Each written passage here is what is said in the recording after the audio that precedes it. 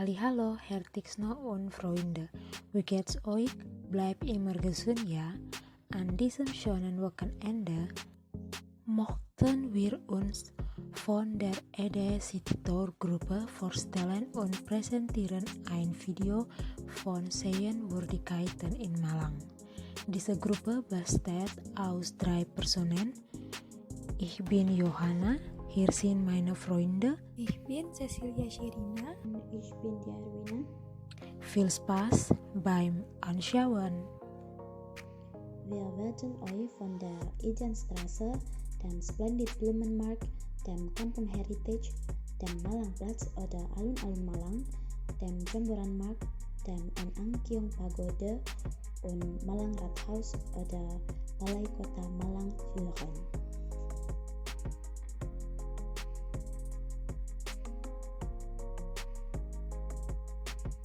Im Moment sind wir auf Ijanstraße und dort gibt es eine Kirche als eine der Ikonen der Stadt Malang, die Kirche der Heiligen Jungfrau Maria vom Berg Karmel.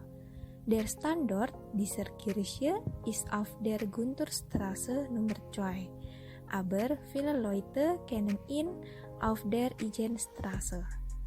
Trotzdem ist diese Kirche zu einem Ort geworden, an dem die spirituellen Bedürfnisse der Katholiken während der Feierlichkeiten an Wochentagen und an großen Feiertagen unterstützt werden. Diese Kirche ist zu einer der Ikonen von Malang geworden, was für uns interessant ist. Wann wurde diese Kirche gegründet?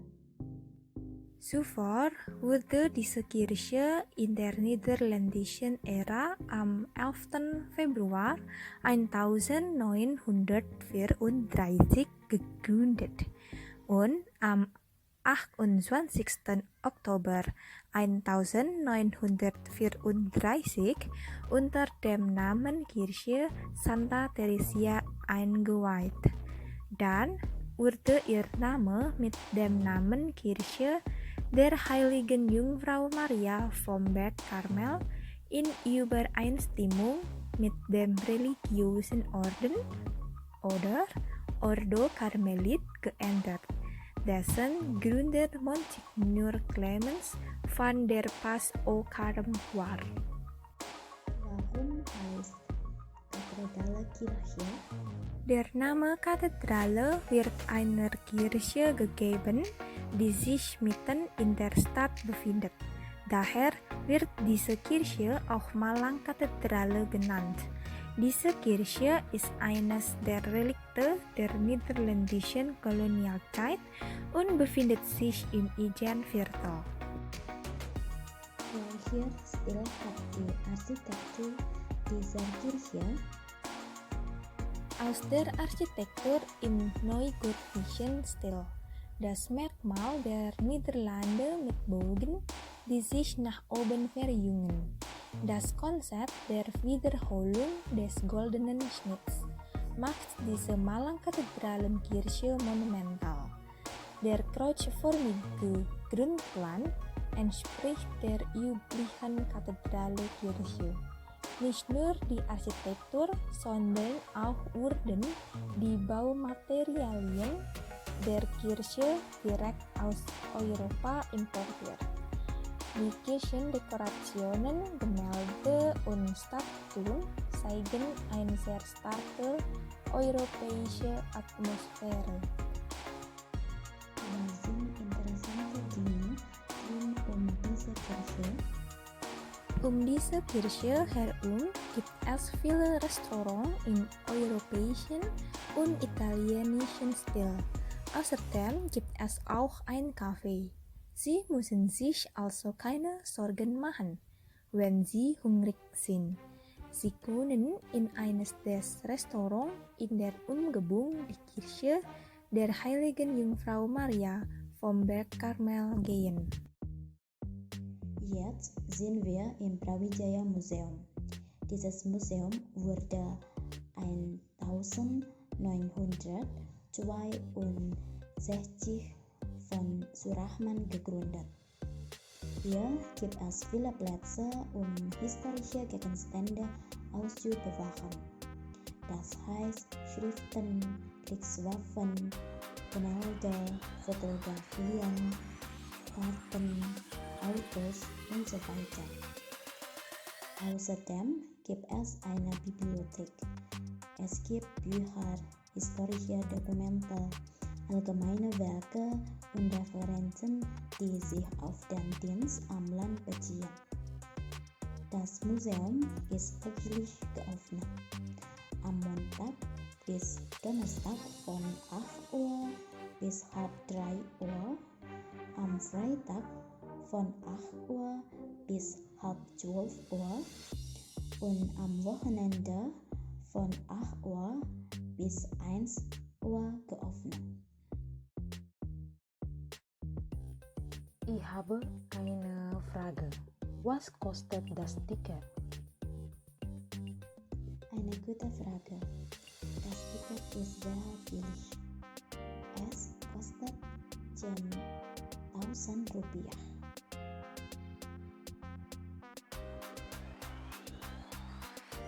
Ja, vor dem Eingang befindet sich eine Brücke, unter der sich eine wunderschöne Lotusblüte befindet. Hier ist eine Kutsche. Diese Kutsche ist eine Spukkutsche, die früher viele Opfer durch indonesische Kämpfer forderte.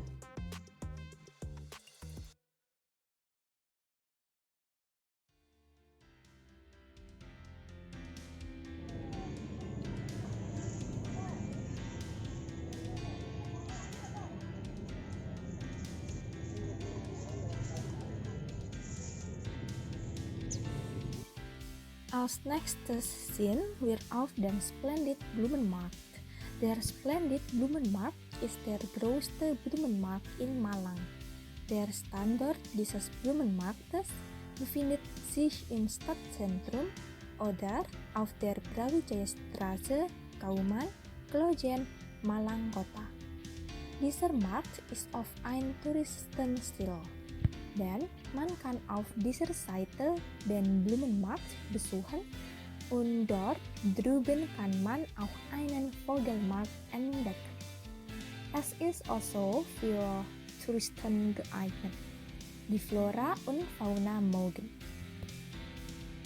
Ein weiterer Vorteil ist es, dass der Zugang sehr einfach ist, etwa 200 Meter westlich des Rathauses von Malang. Splendid Markt befindet sich auf einer Fläche von 15.762 Quadratmeter. Wir können auch sehen, dass die Sauberkeit auf Blumenmarkt recht gut gepflegt wird. Was wird auf diesem Blumenmarkt angeboten?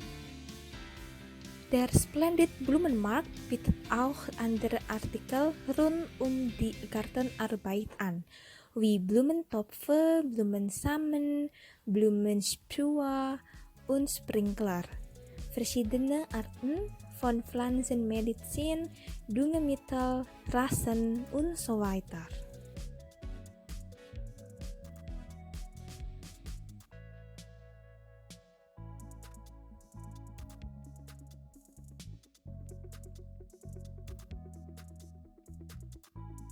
Alun-Alun Malang ist einer der Orte, die zu einem Urlaubsziel für Familien werden, da sie eine Pause von den täglichen Aktivitäten einlegen können. Der Ort ist recht weitläufig und hat viele Kinderspielplätze. Nicht nur das, hier gibt es auch viele Sitze. In der Mitte befindet sich ein Brunnenbecken, das jedoch selten beleuchtet ist. Am Mittag sind viele Tauben unterwegs. Kleine Kinder werden sich sehr über seine Anwesenheit freuen. Sie können der Taube nachlaufen. Außerdem gibt es auch gute Fotospots, damit wir dort Fotos machen können. Zum Beispiel ein Foto mit motion Hintergrund oder vor den Schriften Alun-Alun Malang. Wir sind kostenlos, wenn wir diesen Platz besuchen möchten. Wir müssen nur Geld für das Parken ausgeben. Das sind 2.000 Rupiah. Es gibt auch Essen rund um den Platz. Die Lage dieses Platzes ist ziemlich strategisch, weil er der Nähe von Kultstätten, Kinos und Einkaufszentrum liegt, sodass wir zu Fuß gehen können, wenn wir dorthin wollen. Wann ist Alun-Alun Malang geöffnet? Alun-Alun Malang ist 24 Stunden geöffnet. Dieser Platz wird nicht nur morgens, nachmittags und abends besucht, sondern auch nachts. Vor allem, wenn die Nacht der Woche und Neujahr sehr voll sein wird. Der nächste Ort ist der Comboranmarkt. Comboranmarkt zu erreichen, wird die nächste Route vom Malang-Stadtplatz empfohlen dan geradeaus nach Süden am Pasar Besar Malang vorbei. Wieder geradeaus nach Süden, dann kommen wir auf Comboranmarkt an. Ich habe eine Frage. Warum heißt es Comboranmarkt? Das Wort Comboran ist aus dem Wort Nyombor abgeleitet. Nyombor bedeutet ein Pferd, das Gott macht. Denn in der Antike war dieser Markt ursprünglich ein schmutziges und stinkendes Terminal für Pferdekutschen. Natürlich, weil viele Pferde hier parkten, haben die Pferde automatisch hier Gott abgesetzt. Der Comboranmarkt ist ein Flohmarkt, der von der lokalen Regierung unterstützt wurde, um die Wirtschaft der Gemeinde zu stabilisieren. Dieser Markt ist auch einzigartig, weil es 4 Abteilungen von Orten gibt, wo jeder Ort einen Sonderangebot hat. Wie sind die Aufteilungen der 4 Orte und ihre Besonderheit? Die Teilung dieses Ortes ist nach dem Namen der Straße in 4 geteilt. Zuerst auf der Professor Muhammad Yamin Straße. Auf dieser Straße werden alte und moderne Fahrräder günstig angeboten. Viele Leute nennen diese Straße Nordcomboran, was ist spezialisiert auf den Verkauf von Holland-Fahrrad, sozusagen Ontel-Fahrrad. Zweitens ist auf Irian Jaya Straße. Normalerweise wird es auf Irian Jaya Straße, der westliche Teil von Comboran, genannt. Nun gibt es auf dieser Straße sehr billige Motorradteile, Autos und andere. An diesem Ort gibt es auch Leute, die Antiquitäten wie Akad, Keris und Kassetten aus der früheren Zeit verkaufen. Drittens ist in der Halmahera Straße. Viele Leute öffnen hier Geschäfte, um elektronische Geräte zu verkaufen wie Handys, Computer, Kabel und so weiter. Sie verkaufen auch Parfüm und Angelausrüstung. Viertens, auf der Sartono SH Straße. An diesem Ort finden Sie verschiedene Arten von Waren. Unter anderem werden hier verkauft wie gebrauchtes oder neues Flüssiggas, importierte Kleidung, Schuhe und elektronische Geräte. Also, an diesem Ort gibt es keine typischen Waren, die verkauft werden. Was sind die Tipps, wenn wir auf dem Comboranmarkt einkaufen möchten? Erstens, sollen Sie den Preis nicht selbst feststellen. Es ist besser, zuerst zu fragen. weil der angegebene Preis auch günstig ist. Zweitens, wenn nicht mit dem angegebenen Preis übereinstimmt, handeln Sie mit 15% vom Verkäufer den Artikel.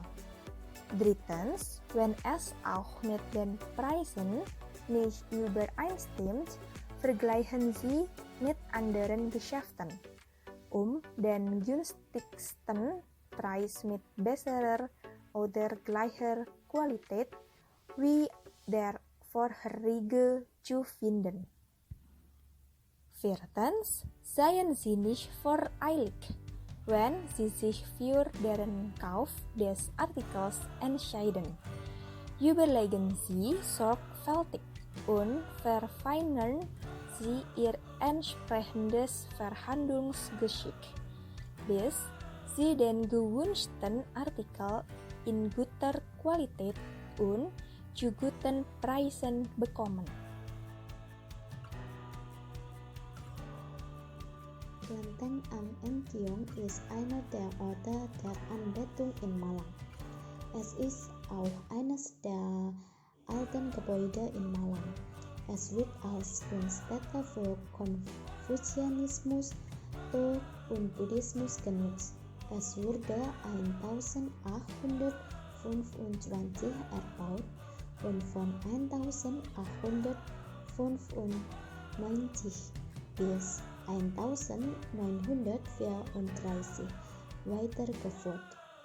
Im Inneren befinden sich 99 Götterstatuen und eine Halle. Die Halle wird für künstlerische Aktivitäten genutzt. Vorne befinden sich Säulen, die mit drachenförmigen Schnitzereien verziert sind. An mehreren Seiten des Gebäudes befinden sich Gemälde, die künstlerischen Wert und tiefe Bedeutung haben. Das Markenzeichen dieser Pagode wird von auffällig Farben dominiert, Rot und Gelb.